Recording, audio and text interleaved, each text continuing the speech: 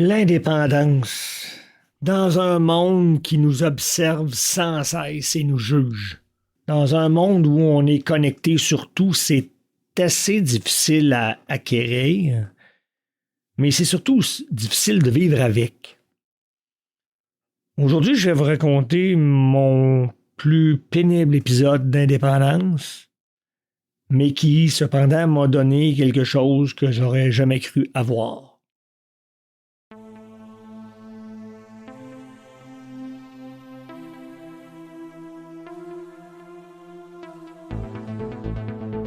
Tu trouves que le monde va mal?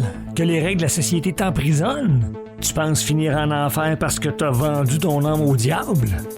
Ben, t'es au bon endroit. Je te salue, mon nom est Christian. Je suis un gars qui a affronté et vaincu les enfers et les démons de ce monde et de l'au-delà. Et je suis là pour t'aider à en faire de même. Bienvenue sur le podcast Pur, Brut et Libre, où la quête de la vraie liberté et du bonheur authentique commence. Il est vrai que Christian aura à l'occasion des propos acerbes, mais jamais son intention n'est de vous traiter comme des imbéciles, il veut plutôt vous secouer le cocotier. Chers passagers, bienvenue à bord du vol Pur, Brut et Libre. Attachez vos ceintures, on décolle.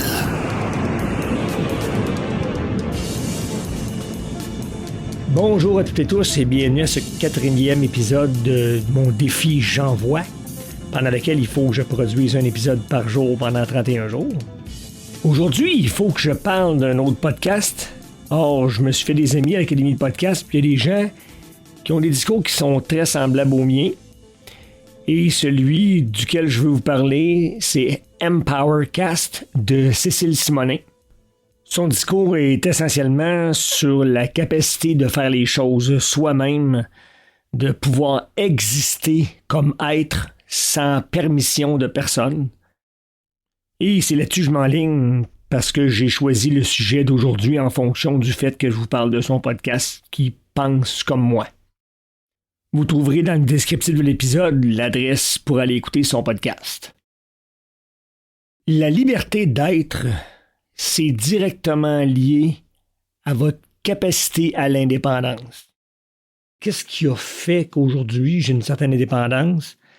Ben, c'était des événements qui étaient pas vraiment agréables. En 2020, avec la folie du COVID, moi, à la base, j'étais de ceux qui sortaient avec un habit d'astronaute, j'étais de ceux qui étaient terrifiés. Mais comme ça faisait 40 ans que je lisais en médecine, en virologie, en hématologie, en toutes ces sciences-là, nonobstant que je ne sois pas un médecin, je connaissais un peu mon sujet, puis j'ai commencé à fouiller sur la nature du virus. Je suis allé voir les séquences du Dr Raoult et compagnie, puis à un moment donné, j'ai réalisé qu'il y avait quelque chose qui ne marchait pas. Et là, mon discours a changé. Et j'ai été taxé de complotisme, évidemment. C'était pas plus grave que ça. Parce que je savais que mes données, elles étaient documentées et vérifiées. Cependant, à mon travail, on faisait mon procès à tous les jours depuis 2020. Et quand la vaccination a commencé, ça a doublé. De quelle façon on faisait mon procès? On disait haut et fort près de moi, pour que je l'entende, que les gens pas vaccinés ne devraient pas avoir le droit de sortir chez eux, ne devraient pas avoir le droit de travailler, ne devraient carrément pas avoir le droit de respirer. Je les laissais aller. Tu sais. Moi, j'amenais des documents de l'Université Harvard, de grandes facultés de médecine, des documents de Luc Montagnier, de Christian Perron, de Van der Bosch, de plein de gars super solides, là. Mais c'est comme si ça avait été écrit dans une langue d'une autre planète. Je pourrais pas changer les gens. Puis à un moment donné, j'ai carrément abandonné. J'ai décidé de quitter mon emploi, tout simplement. Je ne devais rien. J'avais plus de 50 ans. Se replacer, c'est pas évident. Mais j'étais assez tanné, comme disait mon père. Puis là, j'ai un ami qui était vice-président au syndicat, avec qui j'ai commencé à la bibliothèque, qui m'a dit « Hey, il dit, t'as l'âge pour prendre ta retraite, là. Il dit, prends ta retraite avec une pénalité. » Je dis « Hey, c'est une bonne idée. » Là, je me disais, je vais avoir à peu près 400 $ par mois. Tu sais, ça faisait juste 17 ans que j'étais là. Mais non, toi, où je travaillais, ils sont brillants. Quand on part avec une retraite pénalisée, ils la donnent seulement 10 ans. Donc, j'avais assez pour vivre. Pas riche, mais assez. Fait que j'ai arrêté de travailler. Puis là, je me demandais ce que j'allais faire. Parce qu'on nous a programmé depuis l'enfance qu'il faut contribuer, qu'il faut travailler. Puis là, je me trouvais inutile. J'avais anticipé ma retraite toute ma vie, puis moi, je m'étais dit, contrairement à tous les autres qui s'ennuient, je vais être tellement occupé qu'il va me manquer de temps. Puis effectivement, il me manquait de temps parce que j'avais 100 000 rêves auxquels je voulais m'attarder. Mais j'avais le sentiment d'incompétence et d'inutilité. Donc, j'ai décidé que je retournerais travailler, mais j'ai dit non, là, il faut que je m'amuse. Je ne veux plus travailler à l'âge où je suis rendu. J'approchais la soixantaine. Puis j'ai décidé de faire ma classe 1. Ça veut dire au Québec que j'ai le droit de conduire des poids lourds. Et je voulais ma mention M manuel, parce que j'aime conduire manuel. J'ai trouvé une compagnie qui me payait pour faire le cours, donc j'ai suivi le cours pendant 5 mois avec une rémunération. Je suis allé chercher ma classe 1, j'ai travaillé comme conducteur de poids lourd, j'ai adoré ça. Puis quand l'hiver est arrivé, il m'est arrivé d'avoir des problèmes avec le froid, moi, dans ma vie, et là, je tolère plus le froid du tout. Mais en tant que conducteur de camion, ma ronde de sécurité, c'était la chose la plus importante pour moi. Et là, il faisait moins 6 Celsius et je voulais mourir et je me suis dit, OK, ça va être quoi à moins 15, à moins 25? Parce qu'ici au Québec, là, on a des moins 25, moins 30. Fait que j'ai arrêté de travailler pour l'hiver. Je devais reprendre au printemps. Mais comme je faisais 50 choses en même temps, je suis retombé dans mon monde de DJ, je suis retombé dans mes compositions musicales, j'ai commencé à danser des danses latines et je me suis perfectionné là-dedans. J'ai réalisé que je voulais vivre ma retraite pendant que j'étais en santé parce que j'ai vu trop de gens prendre leur retraite et mourir dans l'année qui suivait. J'en ai trop vu. Donc, je me suis dit au printemps, je ne retourne pas conduire des poids lourds. J'y retournerai quand je serai vieux puis malade. Et depuis, je n'ai pas recommencé. Les gens de mon entourage ne comprennent pas parce que j'ai vraiment pas beaucoup d'argent, j'en ai pas assez pour être riche. Je suis même limite serré, mais j'ai pas d'envie d'aller 3 fois par année au Japon puis de faire le tour de la Norvège, un voyage de 3 mois. J'aimerais ça, mais c'est pas mon but. Là, je suis rendu à l'âge que qu'est-ce qui compte vraiment? Est-ce que c'est ce qu'il faudrait que je fasse? Ou c'est ce qu'il y a à l'intérieur de moi que je veux vraiment? Je dis toujours, je le dis dans mes épisodes de podcast, je considère l'humain comme 3 entités entières qui fonctionnent en même temps. On n'est pas une seule conscience. Il y a la tête, celui qui calcule le scientifique, l'exactitude, le comptable. Il y a le ventre, le jouisseur, celui qui est enragé, qui se fâche. Et il y a le cœur qui veut juste être bien.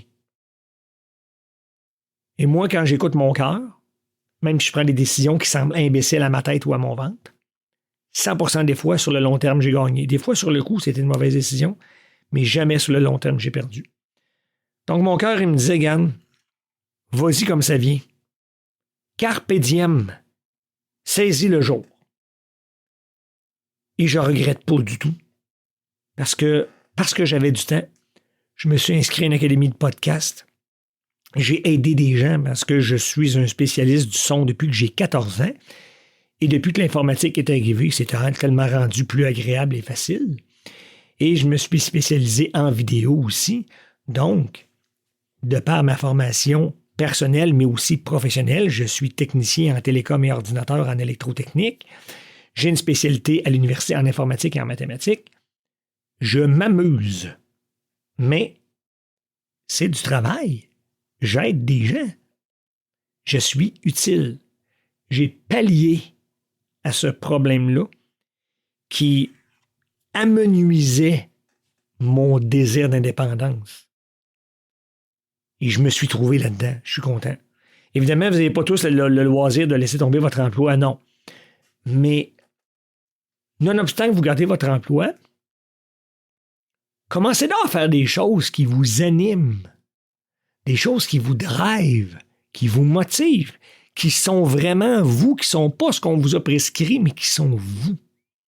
L'indépendance, c'est pas de ne pas travailler. C'est de penser comme on le veut. Comme je vous ai dit, moi, au début, j'étais de ceux terrorisés. J'avais hâte que les vaccins contre le COVID arrivent, mais par le fait que je me suis documenté, j'ai changé mon état d'esprit là-dessus.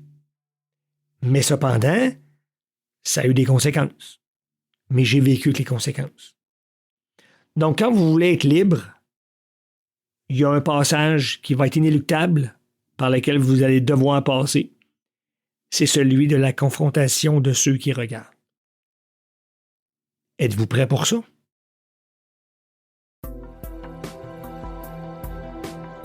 Vous avez des questions? Voir clair dans tout ça ne vous est pas chose facile? Vous désirez parler avec Christian? Les rencontres en personne, via téléphone et l'application Zoom sont possibles. Peu importe la raison, écrivez-nous à ni Dieu ni diable, sans espace ni point, @proton.me. Vous trouverez tous les détails pour nous joindre dans le descriptif de l'épisode courant. Nous serions honorés d'avoir votre retour à propos de notre podcast et de son contenu, sinon que de simples salutations de votre coin du monde. Et n'ayez crainte, nous ne publierons pas vos messages ni ne divulguerons votre nom, à moins que vous nous le demandiez expressément. De plus, vous pouvez nous trouver sur Facebook. Cherchez dans les personnes, Christian, ni Dieu ni diable. Vous verrez notre logo hexagonal, bleu et vert.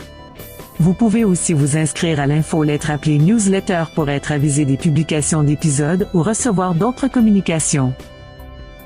Vous êtes déjà du genre esprit libre avec des arguments bien assis pour appuyer votre vision de la vie? Vous avez vécu des phénomènes que la masse ne sait pas reconnaître parce que trop effrayants ou obligeants à remettre en question sa vision des choses? Pouvoir vous interviewer serait plus qu'apprécié. Si vous êtes intéressé à partager votre expérience en tant qu'invité, écrivez-nous.